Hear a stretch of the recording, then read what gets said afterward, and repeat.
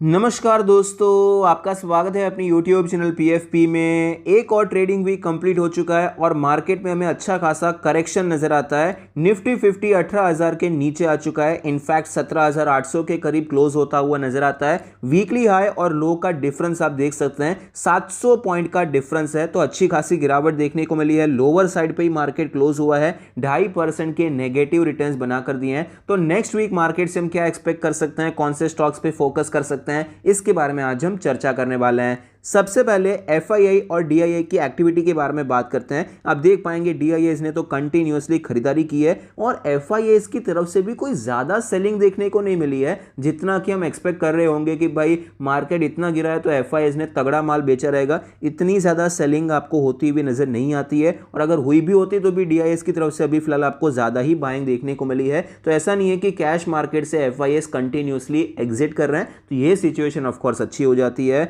Commodity के बारे में बात करें, क्रूड ऑयल के बारे में बात करें, तो क्रूड ऑयल में नीचे के लेवल से थोड़ी रिकवरी जरूर देखने को मिली है, लेकिन ट्रेंड अब भी वीक ही नजर आता है, तो कोई इश्यू वाली बात नहीं है। लेकिन अगर 6,800 के ऊपर निकल जाता है तो थोड़ा बहुत आपको स्ट्रेंथ देखने को मिल सकता है। नेचुरल गैस के बारे में बात करें तो नेचुरल गैस वापस आपको नीचे आता हुआ नजर आता है, इंपॉर्टेंट सपोर्ट एरिया पे है। यहां से अगर थोड़ा कॉन्सोलिडेट करके और नीचे चला जाता है तो नेचुरल गैस के प्राइस में और गिरावट देखने को मिल सकती है। गोल्ड के बारे में बात करें तो गोल्ड आपको कंटिन्यूअसली ऊपर जाता हुआ नजर आता है। यहां पर पहले तो एक रेंज में ट्रेड कर रहा था, लेकिन फिलहाल ये हायर रेंज पे सस्टेन करके ऊपर जाने की कोशिश करता हुआ नजर आता है और स्टेडीली ऊपर जा भी रहा है। हमारी इक्विटी अगर आप देखेंगे तो हमारी इक्विटी काफी अच्छा कर रही थी। ऑलमोस्ट हम 18,800 19,000 पहुंच ही चुके थे, ऐसा समझ लेते हैं। 200 पॉइंट ही दूर रहे थे, लेकिन फिर भी गोल्ड ऊपर जा रहा था। तो काफ़ी लोग कंफ्यूजन में थे, ये को रिलेशन कि भाई इक्विटी अगर अच्छा करता है तो गोल्ड को गिरना चाहिए, लेकिन इक्विटी सिर्फ हमारा अच्छा कर रहा है, ग्लोबल इक्विटी अच्छा नहीं कर रहा है, इसीलिए गोल्ड आपको फिलहाल ऊपर जाता हुआ नजर आता है, हायर लेवल पे सस्टेन कर रहा है। और जब तक ग्लोबल इक्विटी थोड़ा सा शांत नहीं हो जाएगा तब तक के लिए हम बहुत ज़्यादा गिरावट गोल्ड में एक्सपेक्ट नहीं कर सकते हैं। यूएस डॉलर के बारे में बात करें तो यूएस डॉलर में एक अच्छी तेजी देखने को मिली, फिर गिरावट देखने को मिली, जो कि इंडियन मार्केट के लिए अच्छी बात थी, लेकिन वापस ये ऊपर जाता हुआ नजर आता है। 83 के लेवल पे पहुंच चुका है, तो अगर ये सस्टेन करके ब्रेकआउट करता है तो आपको ये 84 85 के लेवल तक भी बढ़ता हुआ नजर आ सकता है, जो कि क्लियरली हमारे लिए अच्छी बात नहीं रहेगी इंडियन मार्केट के लिए। करेंसी मार्केट से नेगेटिव संकेत आपको नजर आएंगे, लेकिन कुछ कुछ पॉजिटिव चीजें करेंसी मार्केट से हो रही है कि भाई अभी जो इंटरनेशनल ट्रेड है रशिया के साथ वो रुपये में होने वाला है, तो ये सारी जो चीजें हैं, डॉलर का जो डोमिनेंस है वो कम करने की कोशिश होती हुई नजर आती है, जो कि क्लियरली लॉन्ग टर्म पर्सपेक्टिव से अच्छी बात हो जाती है। यूएस मार्केट के बारे में बात करें तो S&P 500 का आप चार्ट देख पाएंगे, किस हिसाब से यहां पर जो ओवरऑल ट्रेंड है आपको वीक ही नजर आता है। हमारा ओवरऑल ट्रेंड अभी बुलिश हो चुका है, लेकिन S&P 500 का ओवरऑल ट्रेंड अब भी वीक ही चलता हुआ नजर आता है। यहां से आपको एक ब्रेकआउट देखने को मिला था, तो अगर ये लेवल पे सस्टेन करके ऊपर चला जाता है अच्छी बात हो जाएगी। S&P 500 सस्टेन करेगा तो हमारी मार्केट भी तेजी में जाती हुई नजर आएगी, लेकिन फिलहाल के लिए तो ये वीक है, उसमें कोई डाउट नहीं है। यहां पर एक रेंज बनाकर ब्रेक डाउन हुआ था, तो अभी ये लेवल एक स्ट्रॉन्ग रेजिस्टेंस की तरह काम करेगा। ये लेवल अप्रॉक्सीमेटली 3900 के आसपास का जोन है, तो यहां से वापस नीचे आ सकता है या फिर सस्टेन करके ऊपर जा सकता है। फिलहाल तो ये 3800 पे सपोर्ट लेने की कोशिश कर रहा है। ऑलरेडी एक ट्रेंड देखने को मिला था, तो एक्सपेक्टेड था कि ये सपोर्ट पे थोड़ा बहुत वेट करेगा। अभी आगे का ट्रेंड बाद में मालूम पड़ेगा। ब्रेकआउट होता है अच्छी बात है, ब्रेकडाउन होता है गिरावट देखने को मिल सकती है, जो कि हमारे मार्केट को भी इम्पैक्ट कर सकता है। नेक्स्ट वीक इंपॉर्टेंट इवेंट्स के बारे में बात करें तो मंडे को बोर्ड मीटिंग है सेंट्रल बैंक ऑफ इंडिया की, जापान का सेंट्रल बैंक का गवर्नर का स्पीच भी है। ट्यूसडे को बोर्ड मीटिंग है SEPC यानी कि श्रीराम EPC कंपनी की, और साउथ कोरिया कंज्यूमर कॉन्फिडेंस का डेटा भी आने वाला है। ये कोई इतनी इंपॉर्टेंट कंपनी भी नहीं है कि यहाँ पर इसका न्यूज़ में देना चाहिए कि भाई इंपॉर्टेंट इवेंट्स है। यहाँ मैं सोच रहा हूँ शायद इनको ज़्यादा कुछ मिला नहीं रहेगा जो कि यहाँ पर लिखना चाहिए। वेडनेसडे को साउथ कोरिया बिजनेस कॉन्फ्रेंस का डेटा आने वाला है। थर्सडे को केफिन टेक्नोलॉजीज IPO लिस्ट होने वाला है, US जॉबलेस क्लेम्स का डेटा है, और फ्राइडे को आ रहा है IPO ओपन होने वाला है पॉलीमर्स का, साया पॉलीमर्स का, और IPO लिस्ट होने वाला है एलेंट इलेक्ट्रॉनिक्स का। India deposit bank loan growth का डेटा है। तो नेक्स्ट वीक देखिए बहुत कुछ ज़्यादा इंपॉर्टेंट डेटा तो नज़र नहीं आता है। थर्सडे को एक US जॉबलेस क्लेम्स का डेटा है, वो थोड़ा इंपॉर्टेंट हो जाता है, और फ्राइडे को India deposit bank loan growth का डेटा आने वाला है, ये इंपॉर्टेंट हो जाता है। बाकी बहुत ज़्यादा इंपॉर्टेंट डेटा नेक्स्ट वीक तो नहीं आ रहे हैं। निफ्टी 50 के चार्ट पर आप देख सकते हैं मोमेंटम काफ़ी अच्छा चल रहा था। यहाँ पर कंटिन्यूसली ऊपर के लेवल्स पे निफ्टी सस्टेन कर रहा था, लेकिन ये ट्रेंड लाइन हमें टूटती हुई नजर आई। निफ्टी में गिरावट देखने को मिली। 100 डेज की मूविंग एवरेज पे निफ्टी ऑलरेडी आ चुका है। फिलहाल यहाँ पर आप देख सकते हैं कोई रिकवरी के संकेत अभी तक तो नज़र नहीं आते हैं। एक दिन अगर ये गिरावट कंटिन्यू रहती है तो ईजिली ये 200 दिन के मूविंग एवरेज तक आपको पहुँचता हुआ नजर आ सकता है। वीकली चार्ट पर चलते हैं। वीकली चार्ट पर भी आप देख पाएंगे फिलहाल यहाँ पर जो इस वीक की कैंडल है वीक देखने को मिली है। हमें यहां पर कमजोरी क्लियरली नजर आती है। नीचे के लेवल से कोई खास रिकवरी देखने को नहीं मिलती है, लेकिन ओवरऑल ट्रेंड अभी तक आपको बुलिश ही चलता हुआ नजर आता है, उसमें कोई डाउट नहीं है। यहां पर एक अच्छा ब्रेकआउट आपको नजर आएगा। ये लेवल से एक ब्रेकआउट हमें देखने को मिला है और हायर लेवल पे सस्टेन करके ये वापस ऊपर जाता हुआ नज़र आ सकता है। सपोर्ट लेकर ये ऊपर जा सकता है। यहाँ पर जो ब्रेकआउट देखने को मिला था एक हॉरिजॉन्टल लाइन भी मैं आपको दिखाना चाहूँगा। ये देखिए 3 हफ्ते का ब्रेकआउट यहाँ से हुआ था 17,400 के लेवल से, तो ये लेवल भी एक अच्छा सपोर्ट की तरह काम कर सकता है। अभी तक ट्रेंड बुलिश है तो कोई ज़्यादा घबराने की सिचुएशन नहीं है, लेकिन ऊपर के लेवल से जिस हिसाब से सेल ऑफ हो रहा है वो थोड़ा सा चिंताजनक हो जाता है, क्योंकि सेल ऑफ थोड़ा सा हमें तीव्र होता हुआ नजर आया है। सेलिंग का प्रेशर थोड़ा सा स्ट्रॉन्ग नजर आता है, तो यहाँ से रिकवरी कर लेनी चाहिए तो अच्छी बात है, क्योंकि ये लेवल भी आपको टूटता हुआ नजर आता है तो भी ये लेवल रेजिस्टेंस की तरह भी काम कर सकता है। मार्केट का लॉन्ग टर्म का ट्रेंड बुलिश है, लेकिन थोड़ा बहुत हम मोमेंटम साइडवेज एक्सपेक्ट कर सकते हैं। आपको वॉलेटिलिटी क्लियर होती हुई नजर आ सकती है, क्रिएट होती हुई नजर आ सकती है।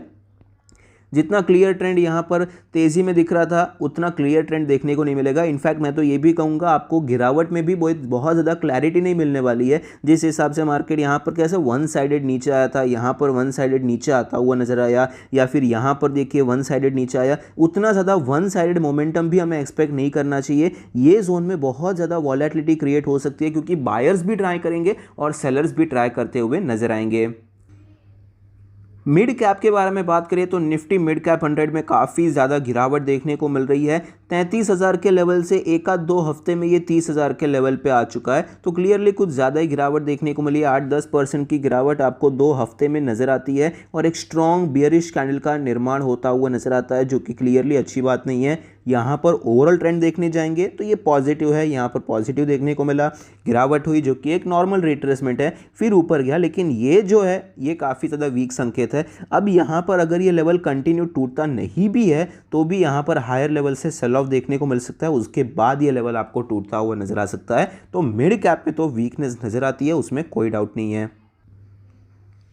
निफ्टी स्मॉल कैप के बारे में बात करें तो आप देख सकते हैं यहाँ पर भी काफ़ी ज़्यादा वीकनेस देखने को मिल रही है। 10,000 के लेवल से रेजिस्टेंस लेकर आपको ये नीचे आता हुआ नजर आता है। ब्रेकआउट की अच्छी सिचुएशन थी, हायर लेवल पे सस्टेन कर रहा था, लेकिन ये हाई क्रॉस ही नहीं हुआ। हाई क्रॉस करने से पहले ये लो क्रॉस हुआ, ये लो क्रॉस हो गया और इनफैक्ट ये लो भी आपको टूटता हुआ नजर आता है। तो काफ़ी ज़्यादा वीकनेस आपको स्मॉल कैप के इंडेक्स में देखने को मिल रही है। किस हिसाब से नीचे आया, फिर यहाँ पर ऊपर जा रहा था, लेवल सस्टेन कर रहा था, ब्रेकआउट नहीं हुआ, ब्रेकआउट फेल हो गया, और यहाँ ब्रेकआउट फेल, एक्चुअली ब्रेकआउट हुआ ही नहीं था, अटेम्प्ट ही नहीं हुआ ब्रेकआउट का, और यहाँ पर ये गिरावट वापस देखने को मिल रही है। तो वापस हम ये लोअर लेवल्स एक्सपेक्ट कर सकते हैं। वापस आपको ये 8,500 के लेवल्स दिख सकते हैं, 8,000 के लेवल्स दिख सकते हैं, एटलीस्ट 8,000 का लेवल आपको दिख सकता है। यहाँ पर एक ट्रेंड हो चुका है, तो थोड़ा बहुत साइडवेज देखने के बाद आपको ये ब्रेकडाउन देखने को मिल सकता है। तो स्मॉल कैप में तो बहुत ही ज़्यादा वीकनेस नज़र आती है।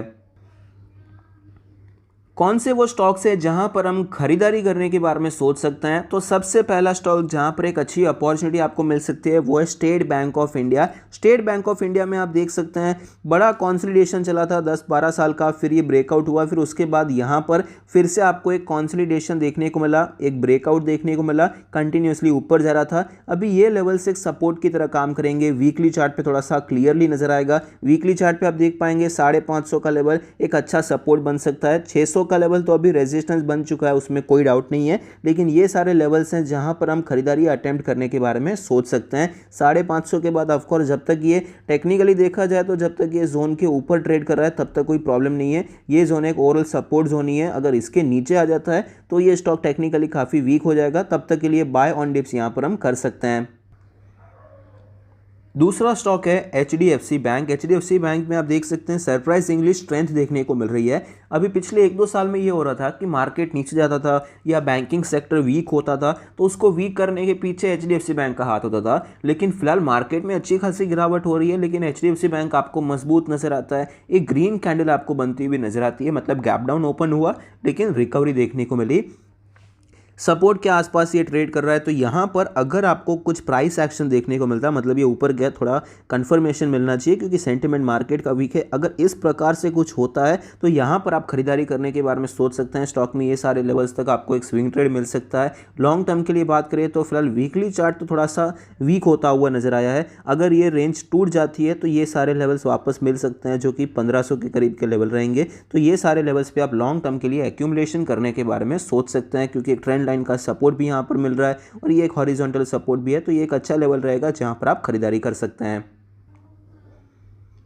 तीसरा स्टॉक है एस्ट्रल लिमिटेड। एस्ट्रल में आप देख सकते हैं हायर लेवल से अच्छी खासी गिरावट हुई, नीचे के लेवल से बाइंग देखने को मिली, लेकिन स्टॉक वापस रेजिस्टेंस लेकर नीचे आ चुका है। वीकली चार्ट अगर आप देखने जाएंगे, मंथली चार्ट अगर आप देखने जाएंगे, तो आपको पता चलेगा कि स्टॉक अपने मंथली चार्ट के सपोर्ट की तरफ बढ़ता हुआ नजर आता है, जो कि तकरीबन 1650-1700 का जोन है। तो ये स्टॉक अगर ये जोन के आसपास मिलता है तो बहुत ही अच्छा रिस्क रिवॉर्ड रेशियो आपको मिलेगा, क्योंकि ये बेस्ट लेवल है खरीदारी करने के लिए। और देखा जाए टेक्निकली अगर हम बात करेंगे तो यहाँ पर अगर ये लेवल होल्ड नहीं करता, इसके नीचे चला जाता है, तो खरीदारी करनी भी नहीं चाहिए। तो ये लास्ट एक बेस्ट अपॉर्चुनिटी हमें यहाँ पर खरीदारी की मिल जाती है। तो ये सारे लेवल्स पर आप ध्यान बनाकर रख सकते हैं। यहाँ पर अगर आप स्टॉक मिलता है तो आप खरीदारी कर सकते हैं, क्योंकि आपका रिस्क रिवॉर्ड रेशियो बहुत ही ज़्यादा फेवरेबल रहेगा। आई होप आपकी वीडियो पसंद आता है, कुछ सीखने को मिलता है। Thank you, stay happy, happy investing.